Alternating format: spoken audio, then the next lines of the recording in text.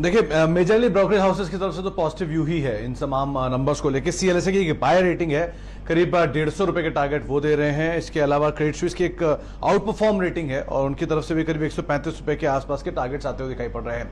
Majorly उन्होंने ये बात साफ की है कि जो पूरा वित्तीय वर्ष का एंड किया एनटीपीसी ने, वो बेहतर साइड पे ही आता हुआ दिखाई पड़ रहा है और 13% के आसपास की प्रॉफिटेबिलिटी में ग्रोथ देखने को मिल रही है। सोलर बिड्स में 43% के आसपास का मार्केट शेयर और उसमें एक इमर्जिंग लीडर के तौर पे ये कंपनी दिखाई भी पड़ रही है। इसके अलावा ये भी माना जा रहा है कि करीब करीब FY22 एंड तक आते आते 3 गीगावाट की सोलर कैपेसिटी होगी। 14 गीगावाट की बातचीत हो रही है 24 तक आते आते और 60 गीगावाट की कैपेसिटी होती हुई दिखाई पड़ रही है करीब FY32 तक आते आते। तो एक strong capacities addition specially solar space के अंदर कंपनी देखने को मिल रहा है।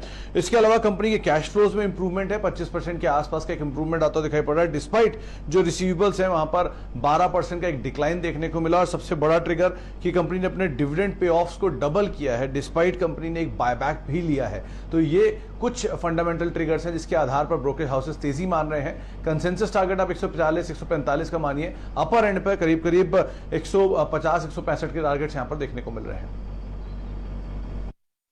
वो इसी काउंटर पर है और मैं आपको यहां पर डिस्क्लोजर दे दूं, अगर आप इस रिपोर्ट को देख के कोई भी ट्रेड लेते हैं लॉन्ग या शॉर्ट साइड पर, एक इंडिपेंडेंट राय ज़रूर लें। CNBC आवास का प्रभुत्व और प्रबंधन दोनों रिलायंस इंडस्ट्रीज़ के पास है। बताइए सुमित जी, क्या कहते हैं ब्रोकर्स अब रिलायंस इंडस्ट्रीज़ के बारे में इस हफ्ते AGM जून 24 को?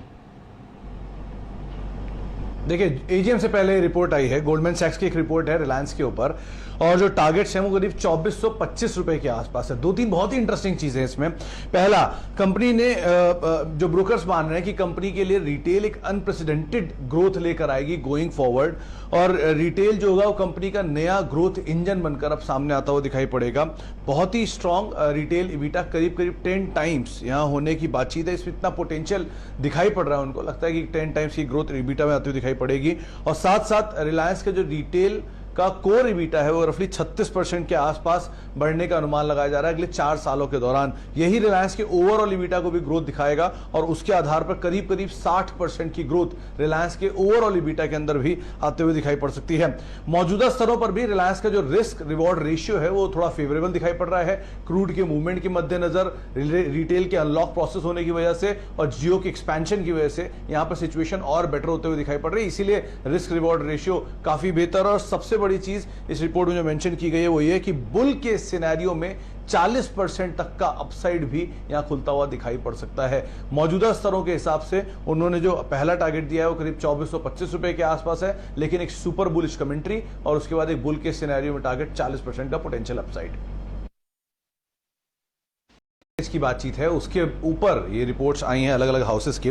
जेफरीज की रिपोर्ट्स है बंधन बैंक पे 400 रुपए के टारगेट्स के लिए। क्रेडिट स्विस की रिपोर्ट्स अब आउट परफॉर्म रेटिंग के साथ है, अपग्रेड किया है इनफैक्ट उन्होंने बाय से आउट परफॉर्म के लिए और टारगेट्स को करीब 390 रुपए के आसपास का दिया है। सीएलएसए हालांकि अंडर परफॉर्म रेटिंग रख रहा है, लेकिन 300 रुपए के टारगेट्स उनकी तरफ से भी है। कमेंट्री वाइज थोड़ा बुलिश साउंड कर रहे हैं ब्रोकर। सबको लगता है कि जो असम में micro finance bail out package की बात है वो रिकवरीज दिखाएगी, स्पेस में क्रेडिट कॉस्ट को ईज आउट करेगी। करीब करीब 12% बंधन बैंक के लिए ये स्पेस यानी असम जो है वो केटर करता है, तो इसलिए इनके लिए एक बड़ा ट्रिगर बन के सामने आ सकता है। 25% असम स्पेस जो असम का पूरा एक्सपोजर है उसको ऑलरेडी बैंक राइट ऑफ कर चुका है, तो वहां पर अगर कुछ भी पैकेज आता है, कुछ भी ईज आउट होता है तो एक राइट ऑफ का क्योंकि ऑलरेडी हो चुका है तो राइट बैक आने की उम्मीद आप लगा के चल सकते हैं नंबर्स के अंदर। और सेकंड जो वेव थी कोविड की वो बैंक के लिए थोड़ा सा स्ट्रेस क्रिएट करके जरूर गई है। इसी वजह से सीएलएसए ने इस चीज के ऊपर ज्यादा फोकस किया। उनको लगता है कि हाँ, सेकंड वेव का एक मेजर इंपैक्ट बैंक के ऊपर आता हुआ दिखाई पड़ा है और थोड़ा सा 7% के आसपास FY22 में एक निगेटिव इंपैक्ट देख रहे हैं रीपेमेंट के डिले होने की वजह से टॉप लाइन के ऊपर भी। हाँ, लेकिन एक चीज तीनों ही ब्रोकरेज हाउसेस ने बोला है कि जो वैल्यूएशन है वो हाल फिलहाल की इवेंट्स की वजह से काफी करेक्शन देख चुके हैं और इसकी वजह से एक अच्छे साउंड लेवल्स पे दिखाई भी पड़ रहे हैं। इसीलिए हाउसेस व्यूज पॉजिटिव साइड पर है, मतलब कमेंट्री पॉजिटिव साइड पर है, टारगेट मॉडरेट साइड पर है और वैल्यूएशन वाला पार्ट सभी अट्रैक्टिव मान रहे हैं। तो एक मिला जुला काइंड ऑफ आउटकम आप यहां पर शायद आता हुआ देखेंगे भी।